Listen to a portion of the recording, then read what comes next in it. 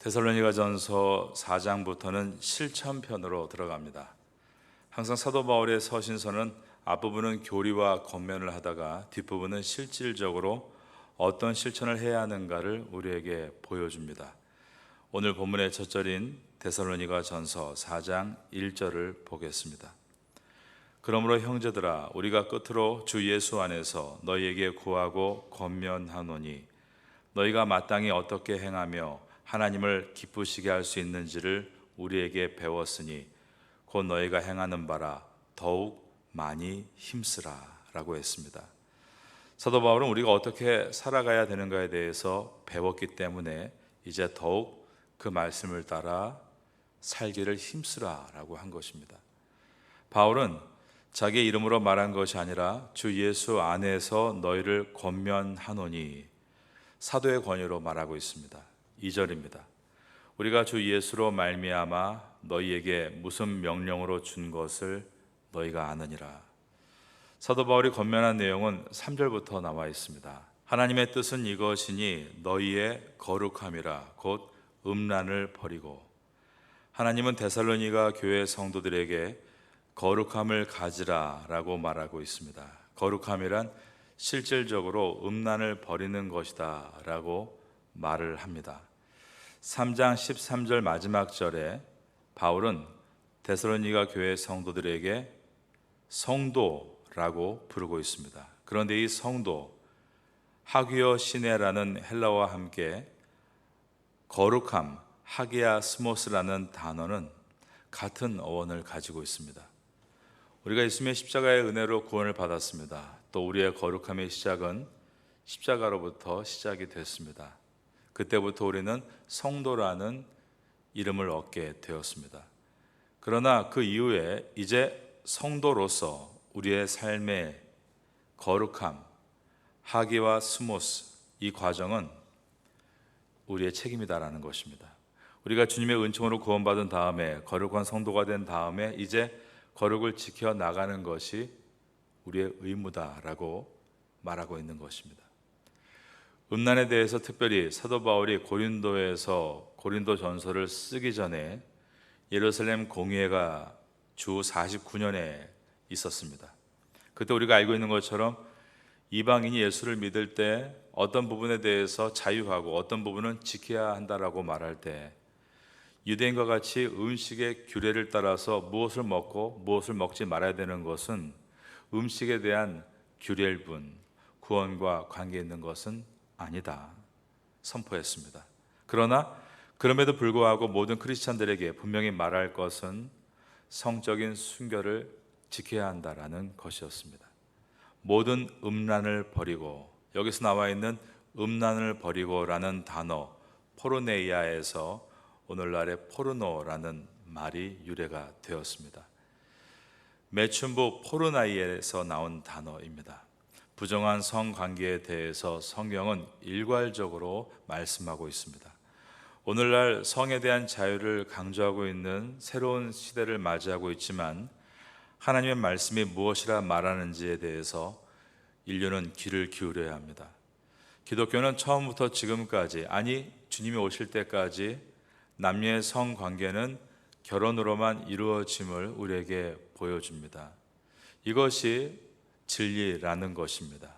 왜냐하면 하나님께서 성을 창조하셨고, 즉 남자와 여자를 창조하시고 하나님이 그 둘이 가정을 이루어 생육하고 번성하여 땅에 충만하라라고 하는 가정과 결혼을 하나의 창조물로 엮어 놓으셨기 때문입니다.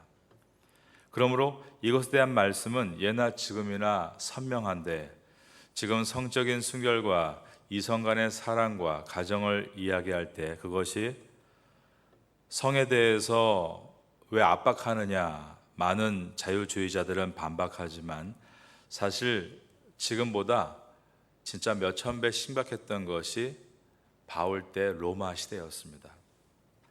사도 바울 시대의 로마는 결혼은 상징이었고 성적 관계는 결혼 외에 얼마든지 일어날 수 있다는 것이 그 당시 로마의 문화였습니다. 특별히 그들이 믿고 있는 신들, 올림포스의 12신들은 모두가 성적으로 타락한 신들이었기 때문에 종교적인 제의나 어떤 예식을 할 때 음행의 부분이 그 속에 반드시 포함이 될 정도였습니다. 사도 바울이 고린도에서 데살로니가 전서를 기록할 당시에 고린도의 신에게 제사를 드릴 때 1000명의 사제들이 모여서 음탕한 일을 통해 제사를 완성하는 일들을 계속하고 있었던 때였습니다. 오늘날 성적으로 부딪히는 것과는 비교도 안 될 만큼 수천 배의 위기와 어려움이 그 당시에 있었다는 것입니다. 그리고 지금보다 교회는 훨씬 더 규모가 작았습니다. 지금 많은 교회들이 힘을 모아서 우리가 어떤 법안을 막자라고 하지만 바울 시대에 그런 힘은 없었습니다. 그들의 목소리는 들리지 않았습니다.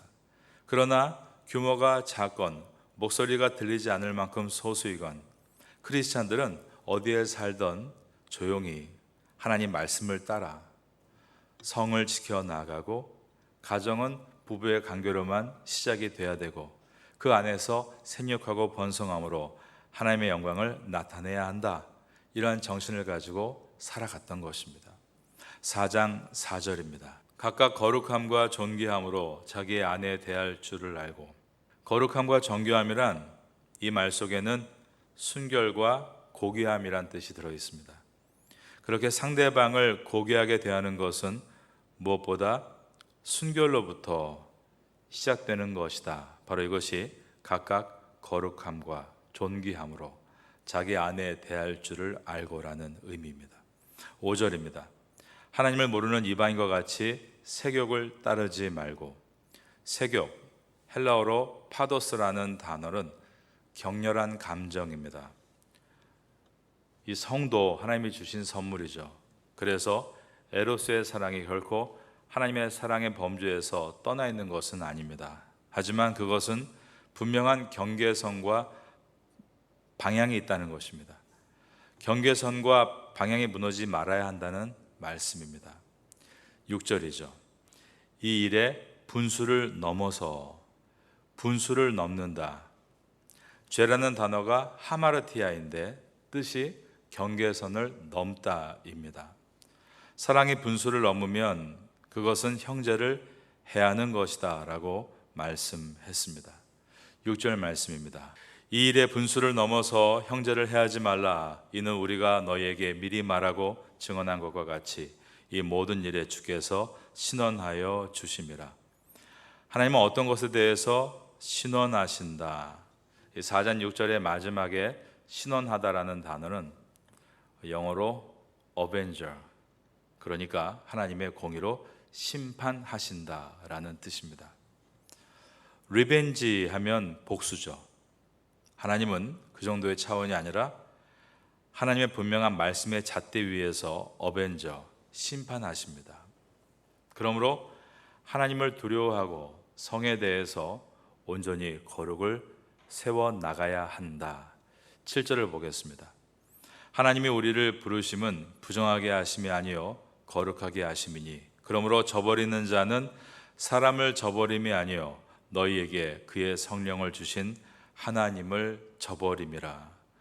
우리가 하나님한테 구원을 받아서 성도, 거룩한 자라고 여김을 받았는데 우리가 성도임에도 불구하고 그러한 거룩한 순결에 관심이 없다면 저버리는 자는 사람을 저버리는 것이 아니라 너희에게 성령을 주신 하나님을 저버리는 것이다. 여기서 저버린다라는 말이 무시하다라는 뜻입니다. 사도 바울의 권면을 무시하는 것은 바울이라는 한 사람의 말을 무시하는 것이 아니라 그에게 성령을 주신 성령의 내주하심을 통해 구원에 이르게 하시는 하나님을 무시하는 것이다 라고까지 말을 하면서 성적 거룩에 대해서 분명하게 말을 하고 있습니다.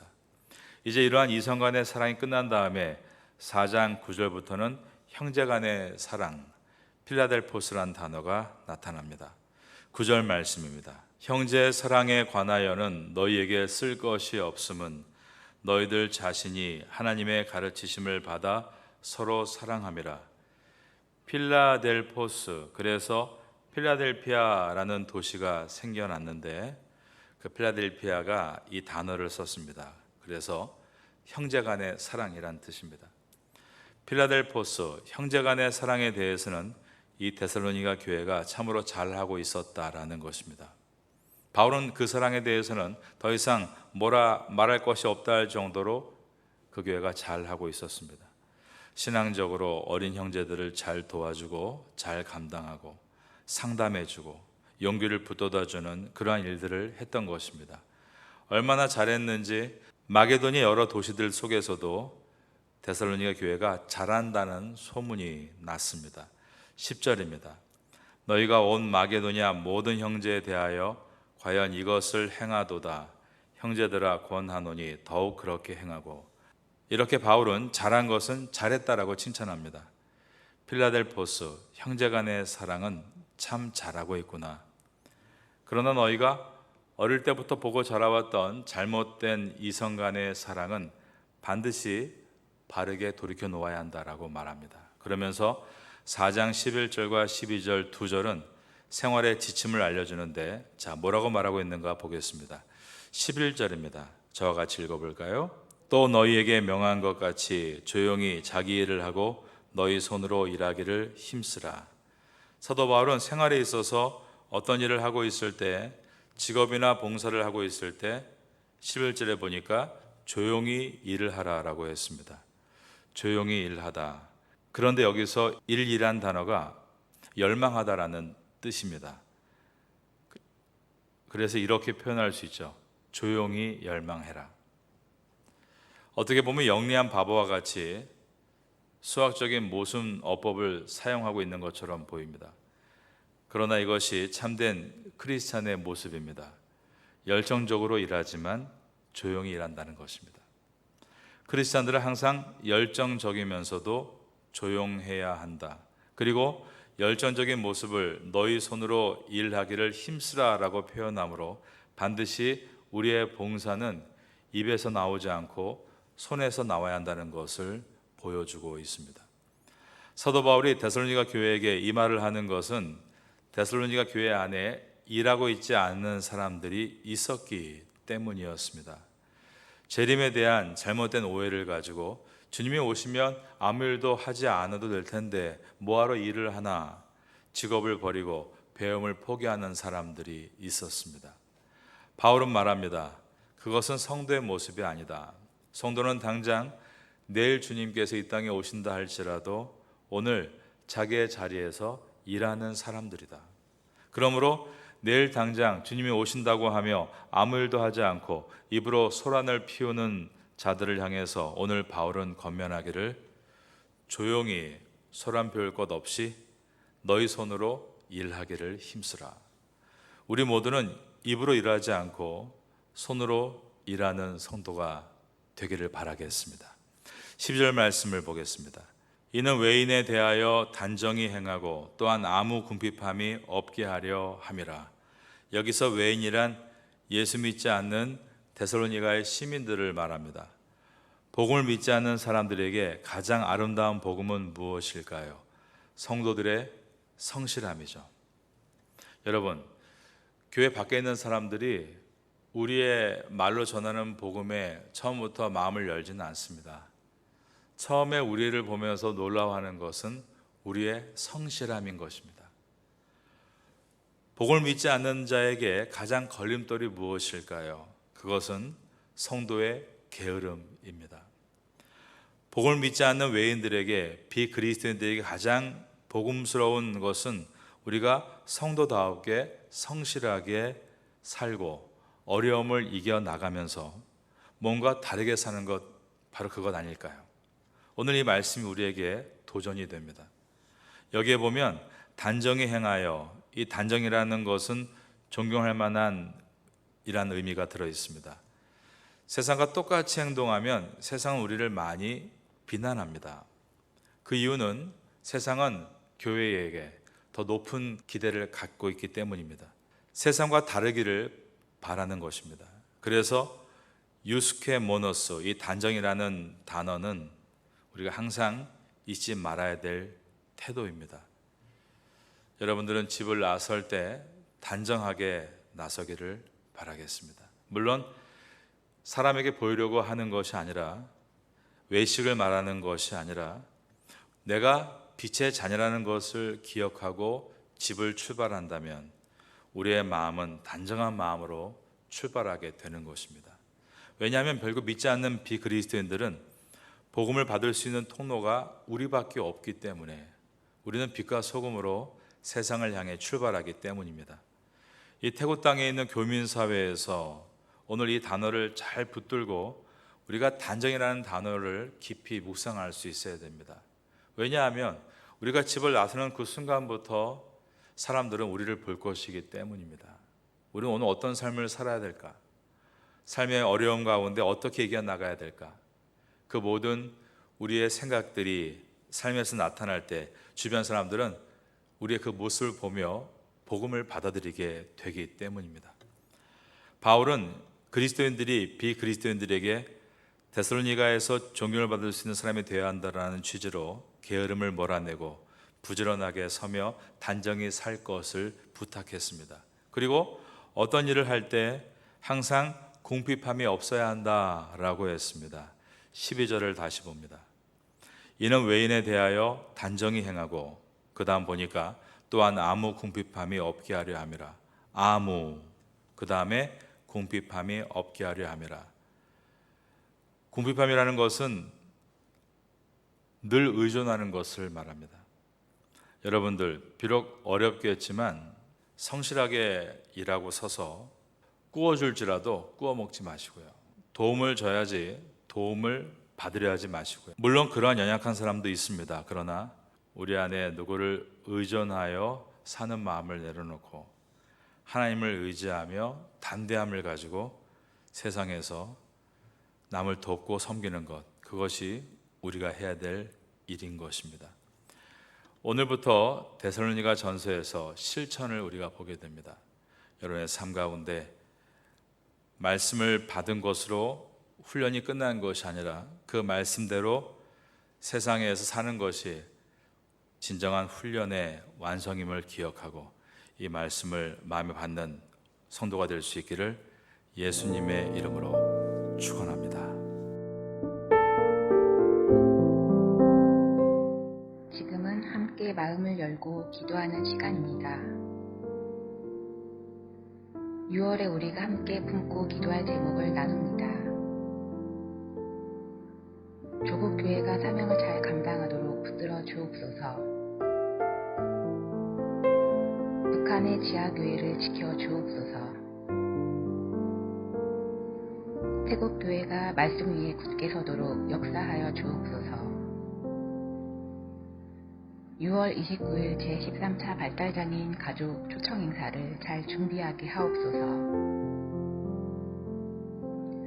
이 시간 말씀을 붙잡고 드리는 우리의 기도가 삶 속의 아름다운 열매로 맺히기를 소망합니다.